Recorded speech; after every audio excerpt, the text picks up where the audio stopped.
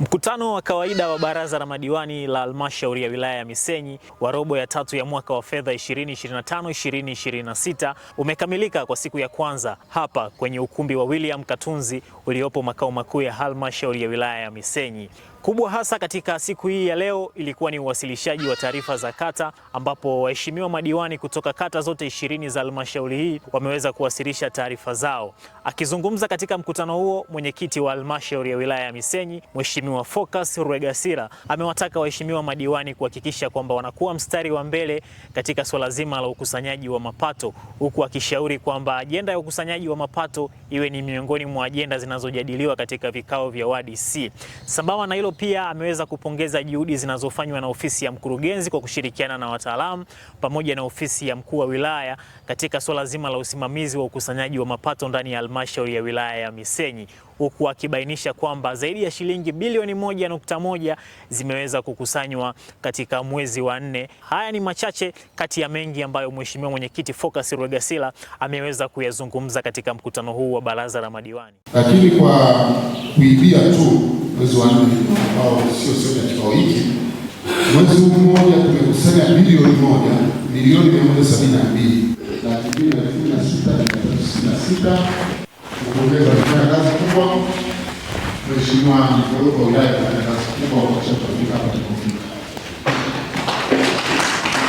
Sisi madiwani tulikuwepo, tupo na tutaendelea kuwepo. Kwa hiyo swala la makusanyo ya mapato kwa Kiswahili cha mitaani tunasema hii ngoma ni ya kwetu.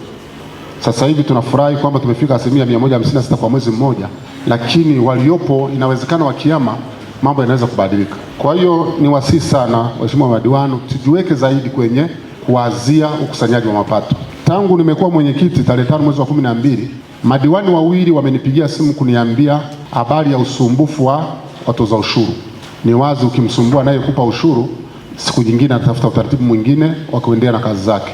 Kwa hiyo na wao wamenipigia simu kwa kunisaidia namna ya kukusanya ushuru. Lakini madiwani watatu hao wamenipigia simu wakiongelea tunaweza kuboresha nini kwenye kata zao kusudi tupate ushuru zaidi. Waliobaki wengine wamenipigia simu. Kwa hiyo naona hili swala tunasema ni la mkuu wa wilaya, ni la mkurugenzi, lakini swala hili la kukusanya mapato ni la kwetu. Na bahati nzuri diwani mmoja aliyenipigia simu kata yake imefanya vizuri sana. Ina maana anafuatilia sana. Kwa hiyo na wasii wa madiwani wenzangu, swala la kukusanya mapato liwe la kwetu. Na vile vile kwenye ODC pamoja na ajenda nyingine tunazokuwa nazo, tuwe na ajenda inayoongelea ukusanyaji wa mapato. Kama tunavyoongelea ulinzi na usalama, kama tunavyoongelea taarifa za vijiji na idara mbalimbali, tuongelee vile vile ukusanyaji wa mapato. Tukifanya hivyo tunaweza kwenda kwenye hali nzuri ya kufikia bajeti ambayo tumeitenga kwa mwaka unaokuja 2026-2027. Mkutano huo wa siku mbili unatarajiwa kutamatika siku ya kesho Mei 12 ya mwaka 2026, ambapo taarifa za utekelezaji ngazi ya halmashauri zitaweza kuwasilishwa. Nikuombe tu endelee kutufuatilia kupitia mitandao yetu ya kijamii, Instagram, lakini pia YouTube unatupata kwa jina la Misenyi DC, lakini pia kupitia tovuti yetu ya halmashauri misenyidc.go.tz unapata taarifa mbalimbali zinazohusu halmashauri ya wilaya ya Misenyi.